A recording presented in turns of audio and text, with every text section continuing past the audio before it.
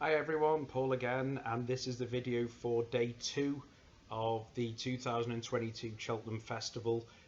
We had an absolute screamer today, to be fair. Highlight of the day in terms of quality was obviously Honeysuckle in the champion hurdle. She was something special, but in terms of the tipping and etc. stuff like that, Corrick Rambler, I did fancy it. The race folded out exactly how I wanted it to. I got the 12s last night, returned it 10-1.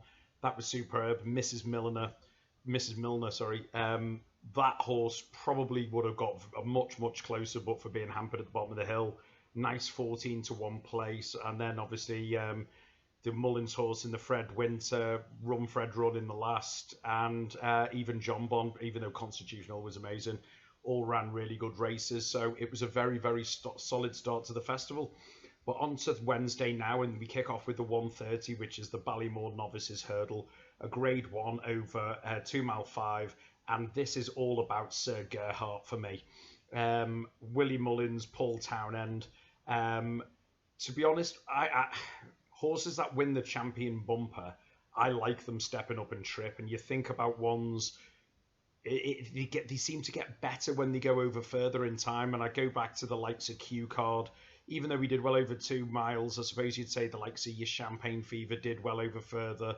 And there's plenty more of them. I do like them stepping up and trip.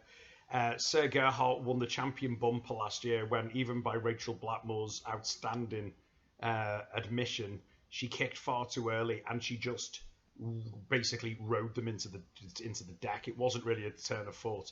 Led the whole way, which is so hard to do in the champion bumper, and just grounded out. At that point, the natural thing was this horse was going to need further. I personally would have wanted him to go in the Supreme because I knew there was going to be a lot of pace this year. In the grand scheme of things, looking at Constitution Hill, probably for the best. After Cheltenham last year, went for the champion bumper equivalent in Ireland, and to be honest, was pretty much over the top by then. But came out this year for hurdling, 2 hurdle starts, 2 hurdle wins, which is what you want. Won a maiden literally as he liked at Leopardstown over Christmas, and then went back there for the Grade 1 Tattersalls Novices and absolutely destroyed a top class field in that one. Doing all of his best work later on, a bit like in the champion bumper. 3 Stripe Life finished behind it that day, and reopposes here. And what I would say is where that one seemed all out at the end, Sir Gerhardt was picking up. I'm struggling, even though that one, 3 Stripe Life, will it suit going further? I just don't see it suiting more than Sir Gerhardt. The second favourite here is the De Bromhead Blackmore combination, same as Honeysuckle, who were a journey with me. Unbeaten, so to be honest with you, in the career, but very lightly raced for a 6-year-old. Only had 4 races. Won last time out at Navan. But again, it was just a novice auction, to be honest with you. Did well, doing all the best work late on, but the reality is, has it actually beat anything? Even the novice hurdle, I suppose the novice hurdle over Leopardstown over Christmas beat Kilcruit, but that was absolutely smashed today in the race that he went for in the Supreme Novice. And Minella Crooner was towards the head of the market for a race, but obviously sadly got injured from there. But since December, got overturned at Miller Credit at Leopardstown. So I think that's a very solid yardstick journey with me, and I think it's a definite one to hit the frame. Stage Star could be the forgotten horse here for Paul Nicholls. 3 for 3 over hurdles this season, and winning the Grade 1 Challow hurdle at Newbury latest. That's not bad. Well, to be honest, that's great fun. The Challow hurdle's always a good yardstick for this. I suppose the issue which we've got there is Lossiemouth was really fancied and just didn't run his race on there. And it looked a particularly weak renewal, and at a time 23 seconds slower than standard. I just wonder if that one will get found out. Nothing really overly appeals at a bigger price. You could make an argument on some form for I Am Maximus, who ran a good race at this course, actually, I Am Maximus. Behind Hillcrest on the New Year's Day. Don't get me wrong, Hillcrest was well in charge, but I Am Maximus was favourite that day. And it was a decent listed race with a long way back to third. So he could, and Henderson and Nico de Boinville have got a couple on the board, so I could see that causing a good run for a place. But it's all about Sir Gerhardt, and I'm fully expecting him to keep on the upward roll. And in time, I think this one has got a Gold Cup written all over him. But obviously he's 7, so he's got a couple of years till that. 1, 2, 3 then for the Ballymore Novices Hurdle, Sir Gerhardt from Journey With Me and I Am Maximus. Which takes us on to the 210 now, which is the Brown Advisory Plate, Grade 1. For me, it'll always be the RSA, Royal and Sun Alliance. And this is one of the most intriguing matchups or races of the season here. Brave Man's Game, 4 from 4 over fences, taken everything before him, and has been the favourite for this race for a large majority of the winter. Warmed up for this, we've got to be said, it was a really good run in a limited handicap at Newbury last time out. Slight concern is Pat's Fancy. Pat's Fancy gave him a race and a half actually at odds on, and that one disappointed slightly for me today in the 4 miler, so that would be a concern. And the other thing I would say is as well is if you look at the form that he's actually had, it's all been on flatter tracks. The one run that was not bad, but you wouldn't say it was great, was actually at the festival last year when it run in the Ballymore, the opening race here. And Brave Man's Game, to be fair, was slammed by 14 lengths pretty much in total, weakening on the running. And that was over 2 mile 5. That's a concern. I'm sure he's got, he's filled out a bit. He's only 7, got stronger. But that hill is got to be a concern for me there. So at that price, I'm not willing to pay him. Long Press has been brilliant. 4 from 4 over fences. Jumping is definitely the name of the game. The problem is here, I think Brave Man's Game's going to go on, and I think Long Press is going to go on. And he shapes like he'll stay 3 mile, but you just can't be certain. Interesting one is Capodanno for Willie Mullins and Mark Walsh. Good 6-year-old, second to Bob Ollinger a couple of starts ago. And Bob Ollinger is one of the Irish naps of the week in many places. Find out later in the week if I'm going to get there. Don't get me wrong, was roundly trounced, but was still a good way clear of Dalier de Menil, who's a good yardstick in 3rd, doing his best work late on. I can see a case for Capodanno here, though going into it off the back of an unseat like he did at Leopardstown at the Dublin Racing Festival, that is going to be a bit of a concern. On that day, Beacon Edge, who reopposes, had fell as well. And this horse didn't even get past the first, so that tempers enthusiasm slightly. Beacon Edge has got 3 falls in his last 5 runs, got all of the form you want. A Grade 1 novice winner last year, but that many falls has got to be a concern. While Fury Road on his best day is very, very good, but he doesn't seem to always put his best foot forward. The same can be applied to Dalier de Menil. Dalier de Menil, I really, really, really fancied this, if you remember, at the festival last year with Bob Ollinger. But to be fair, comfortably beat Brave Man's Game, but was no match for Bob Ollinger. But over fences, he doesn't run bad, but he doesn't run great, and it's not screaming RSA winner to me. A lot of the other ones look very exposed, but the horse I'm coming down on here is Ahoy Senor, Lucinda Russell and Derek Fox, who also have teamed up for the Rambler today for us. And this horse was being touted as a novice going for the Gold Cup earlier this season, which is slightly insane, you'd think, but it was genuinely being thought of. Don't get me wrong, this horse's chase debut couldn't have gone much worse, really, when he had a really sprawling landing at 2 out at Carlisle and came down. But what I would say on this one is he was cruising at the time. He was only a length down and when he unseated.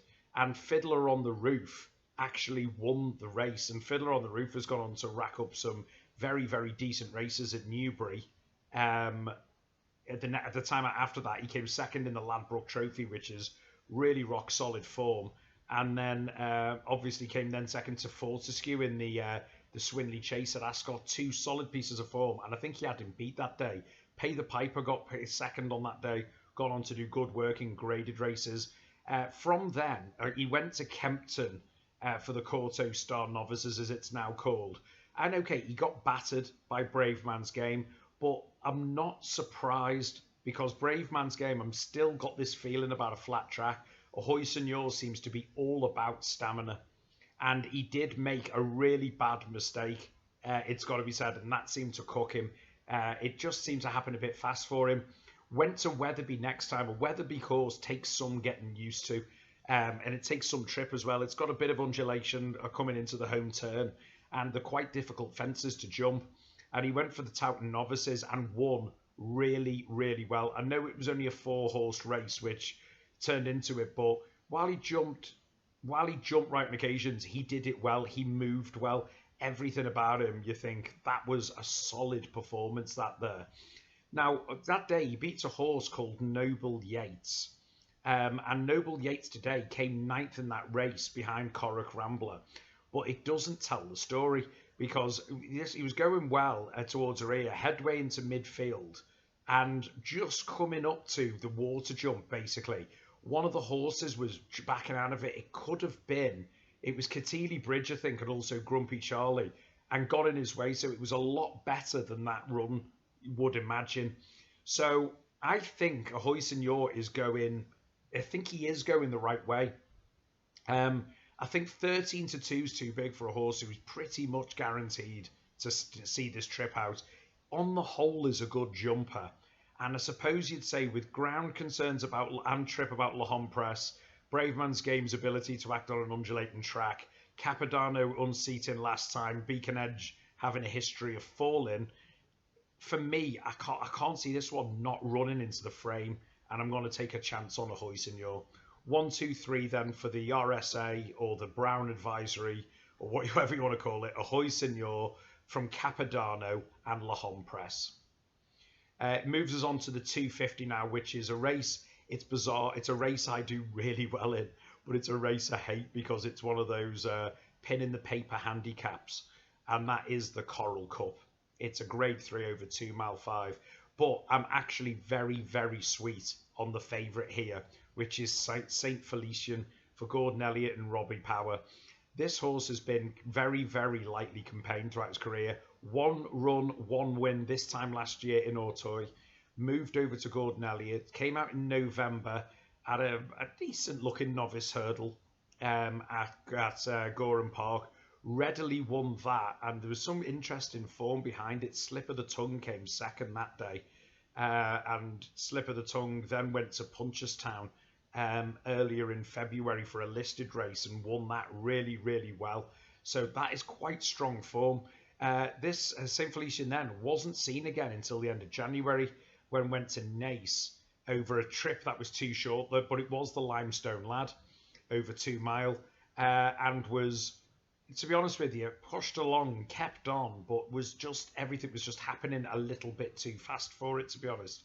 I think the step back to 2 mile 5 is ideal, especially with the best form he showed in Auteuil was over 2 mile 2.5. I think the new trip is ideal. I think he's got a great weight, and as a 5-year-old, he's incredibly unexposed, and I can understand why the money has been down for it. Caprond is very interesting for Philip Hobbs. 4th in the Great Wood over 2 mile here. This is a step back up in trip, don't get me wrong, and a marked one by 5 furlongs. But he has won at Cheltenham earlier this season in one of the Ballymore. It's one of the Ballymore qualifiers almost. Okay, it was only a 3-horse race, and you could argue what the hell has he achieved there. But at Chepstow earlier this season in the Persian War, won that very, very well. Did it really well, and again, doing all of his best efforts late on. One thing I would say about this is as well, 10 stone 12. That is absolutely thrown in. I suppose you'd say, if you're looking for a negative on Caprand, was the last run at Cheltenham in that Great Wood. He had a lovely racing weight, but was just outpaced and didn't come up the hill particularly well. That's a slight concern. The other concern is Adagio came second that day, and he got absolutely smashed in the champion hurdle today. So Glory and Fortune as well came 6th. Okay, he's gone to do pretty well and came midfield in the champion hurdle today. But Marie's Rock came down the field that day, and she won the Mers today. So even I suppose even in defeat, it's not bad form. Two to look at together here: Gowel Road and Unexpected Party. Gowel Road beat Unexpected Party over course and distance, and did really, really well. But for me, Unexpected Party that day looked like more to be the one crying out for the step up in trip, or a bit further trip, even though it was over today's course and distance. Um, the other worry as well is on that one. Unexpected Party did hang, but since then he's gone on to run better races than Gowel Road. Okay, better races in terms that he's run and performed better, but Gowel Road, I suppose you'd say, is the slightly more consistent. But look at the weights: 11 stone 3 to 11 stone. Earlier this season, it was a stone difference, so Gowel Road probably holds sway over that. One who I did like the look of here, and it is an absolutely monster price, and I don't understand why it's this price, and that is Call Me Lord for Nicky Henderson. You may think, am I absolutely insane on this at 22 to 1? But this horse has been, well, he tried chasing earlier this season and absolutely detested it.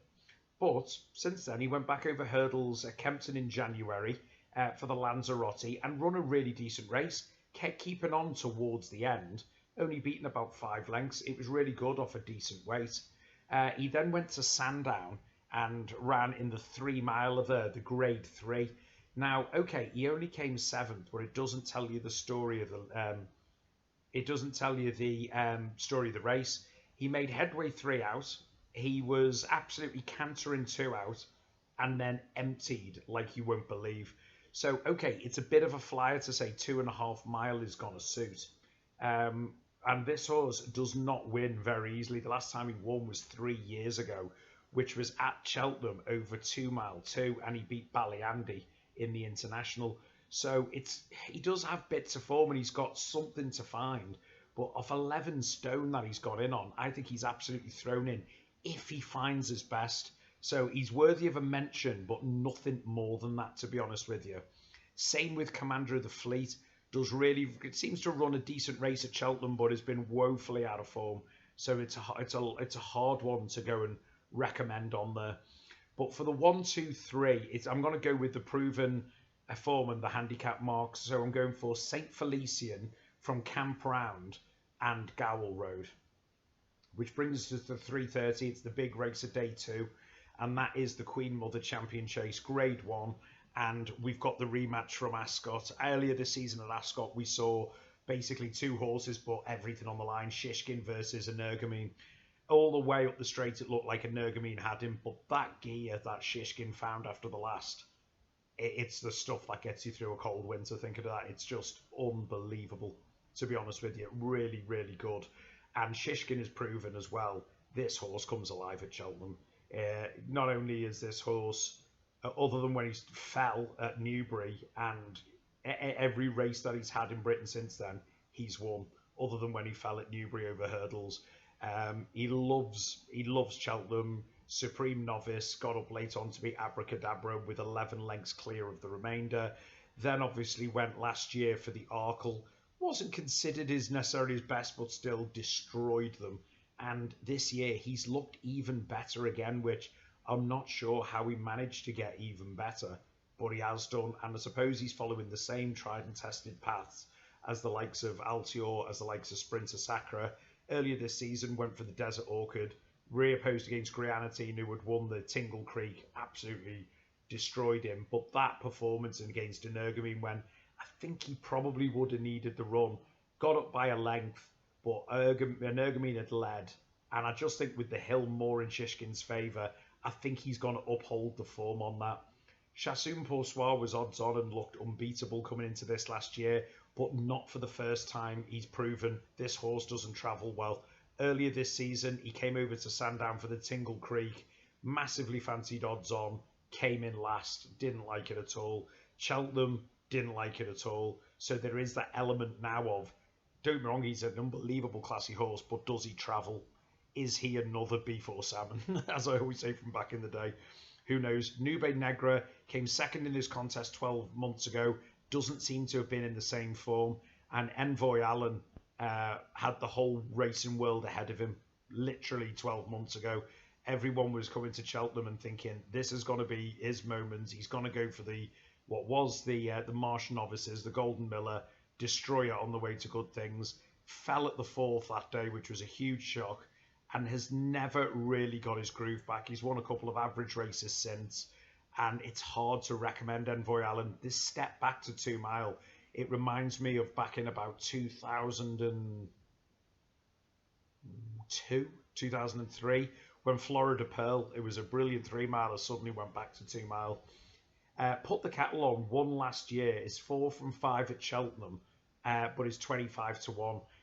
Put the Kettle On has got the feeling of dodging bullets when he won a champion chase, and everyone was like, that was a fluke result. Went back 12 months, he was never the same again. Sadly, I'll Put the Kettle On seems to have that same feel. Politolog, another champion hurdle winner, but rising 11, going on 12 now. It would need an absolute career best for anything. While Funables, Savola for Venetia and Charlie Deutsch, incredible form at 2 Mile, coming first or second every time, but never been up against this class of opposition. But for the win, it's all about Shishkin, I think, for me. And I think he's about to go and put his name into history books with the other Nicky Henderson greats. 1, 2, 3 then for the Queen Mother Champion Chase. It's Shishkin from Energumene. And I'm actually going to put Nube Negra to find some form back at Cheltenham. 4:10 is the cross country. It's the Glenfarclas cross country, 3 miles 6.5, one of the longest races on the calendar at the festival. And this all comes down to one horse, the legendary horse who I'm hearing stuff today. If he wins tomorrow, it's the last time we're ever going to see him on the racecourse. It might be anyway. And that is Tiger Roll, the multi-Cheltenham Festival winner, the 2-time Grand National winner. Been in no sort of form this season, to be honest with you, and it's pointless saying he has been because he hasn't. Went to Aintree over 3 mile chase. He was never going to enjoy it, so he got pulled up then. Then he ran in a hurdle race at Navan, but that doesn't tell the story. The hurdle race at Navan, he ran well for a really, really long way. Got to about 3 out and then just dropped out and kept on. Thing is with this, that was soft ground. Aintree was soft ground. The key to this horse is good ground. Even last year after Cheltenham, he went for the Betfair Bowl rather than Grand National. Okay, he came last of those that finished, but it was all happening too fast for him. The secret to this horse is Cheltenham, good ground, and it seems a cross-country race. He beat Easy's Land by 18 lengths last year, and Easy's Land reopposes here. If he has a fifth of what he has of last year, a Tiger Roll is got to be practically impossible to oppose. Delta Work is not as good as he was. This horse was being touted as a Gold Cup horse a few years ago.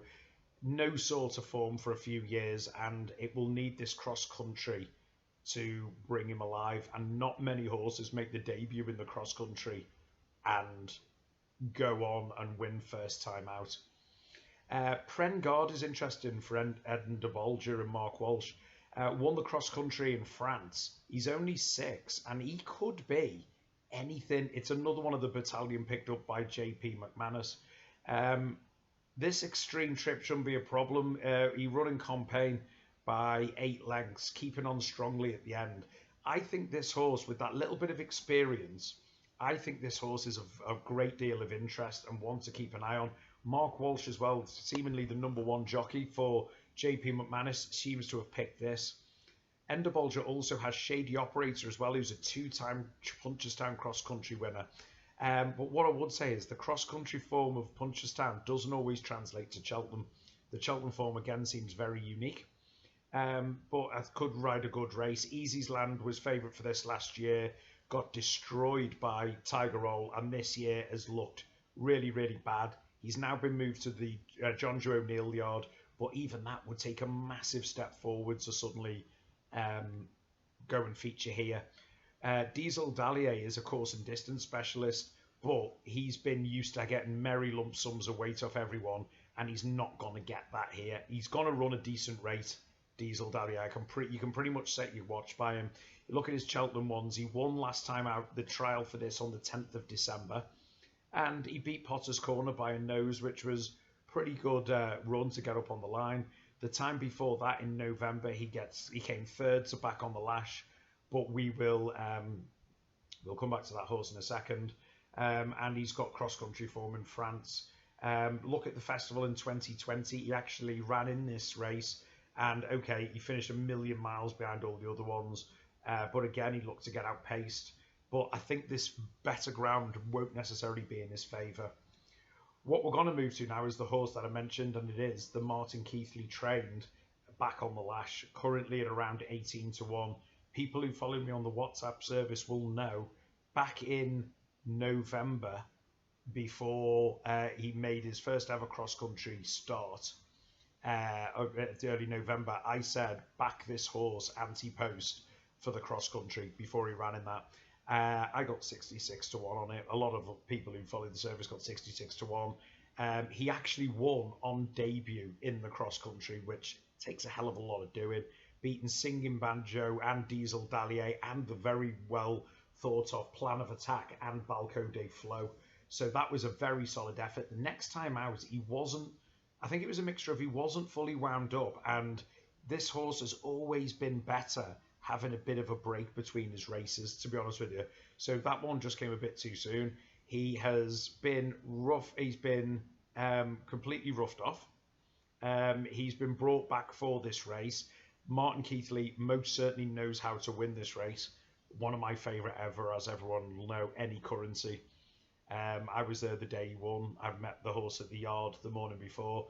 And this horse, Sean Bowen gets on great with him. He's fresh. He goes well fresh. And again, if this was a more fashionable yard, this horse would be more around the same price I would expect as you see in the likes of Prengard, Shady Operator, Diesel Dalier between 8 and 10-1. So that's completely overpriced for me at 22-1. Potter's Corner, obviously very decent horse back in the day, but struggling for form. And a lot of these are just well out of the depth, really. Or just never really fired over the cross-country before. 1, 2, 3 then for the Glenfarclas cross-country chase, Tiger Roll, From Back on the Lash, and Prengard. On to the 450 now, which is the Johnny Henderson Grand Annual Challenge Trophy. It's a grade 3 handicap over 2 mile. We actually won it last year on Sky Pirates, if you remember. I loved it when a plan came together, and that one was really obvious what was going to happen. Andre de Fresney is the favourite here this year. 13-2, not for me. Okay, he's got a record, I'm just looking at my notes here, of 113, 112 at 2 mile handicaps. He goes well fresh, but off 11 stone 11, he's not jumping out at me to go, wow, this is really good. Amarillo Sky, similar, but a much nicer weight off 10 stone 13, but does have a tendency of making mistakes and hitting fences hard. So again, I'm struggling with that one. Buddy Rich is the one who's actually interested me, and I know the Gordon Elliott's on the favourite Andrew de Fresney, but this Buddy Rich really does interest me, this, and I'll tell you for why. Back in October, he ran in a 5-horse race here. It was a novice race. It got beaten 8.5 lengths behind, third time lucky. But this is what I think the difference was. This horse was held up off no pace. Absolutely no pace, and it didn't suit him. But then the next time out at Navan, which he went to only a week later because he hadn't had a hard race, he beat Ballyadam in a very good-looking beginners novices chase. So in terms of form, that was incredible. Gordon Elliott's wide receiver was in it. Pure Genius was in it. And as you know, Ballyadam he's a superb horse.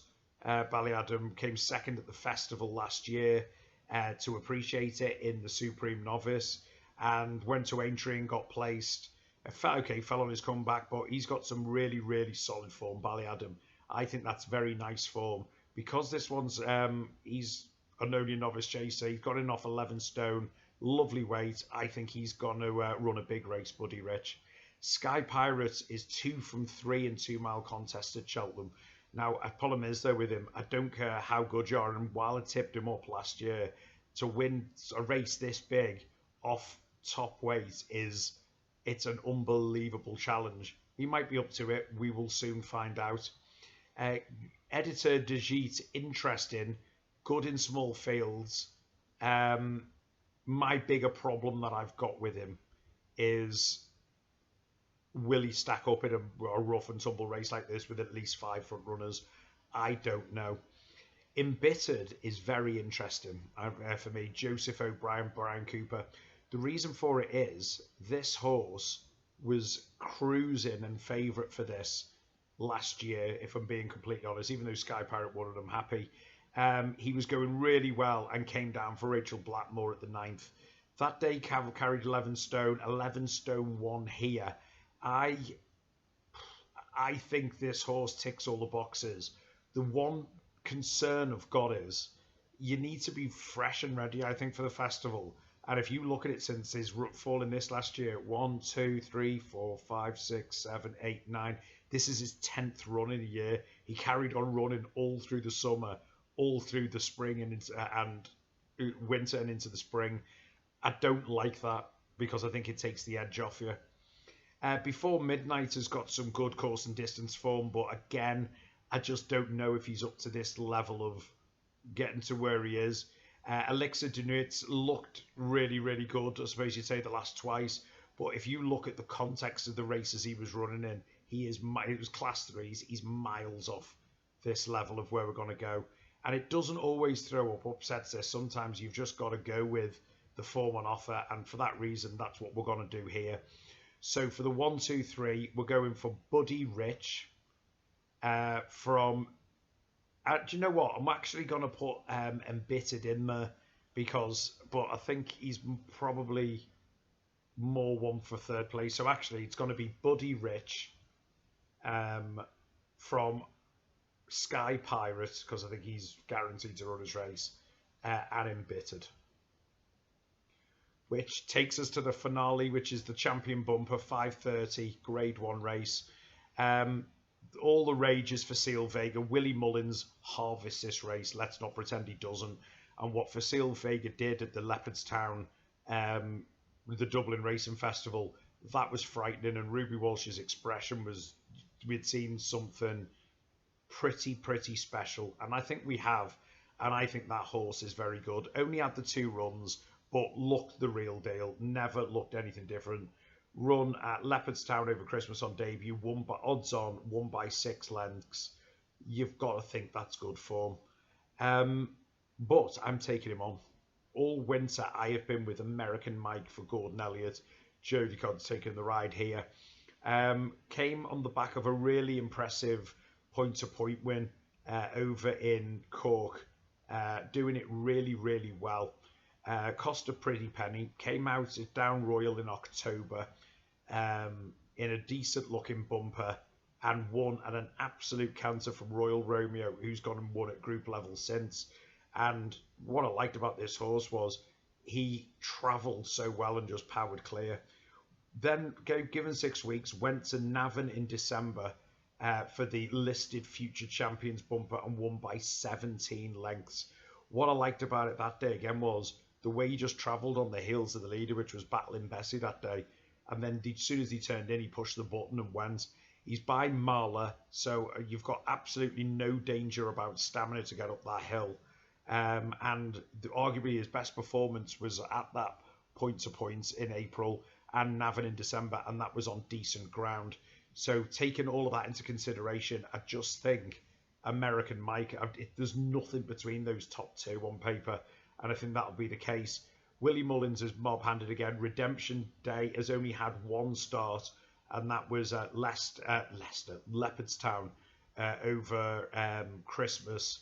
On to be honest, it was a very standard bumper, and there was a couple that underperformed. That slightly tempers me enthusiasm.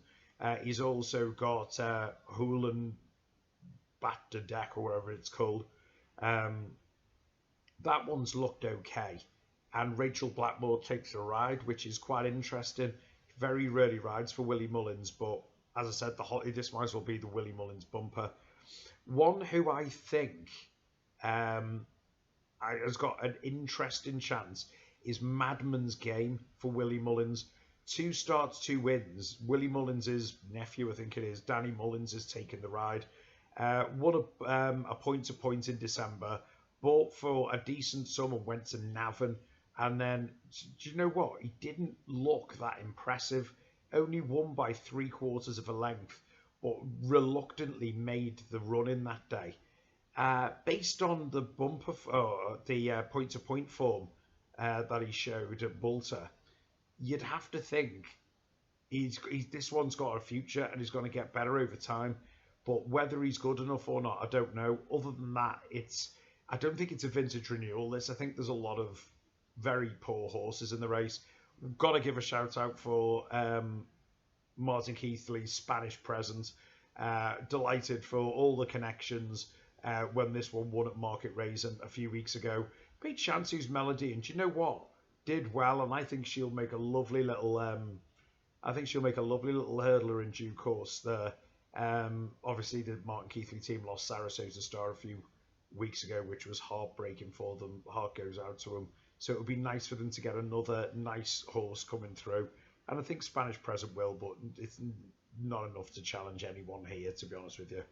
1, 2, 3 then for the finale, the champion bumper, American Mike from Facile Vega. And do you know what?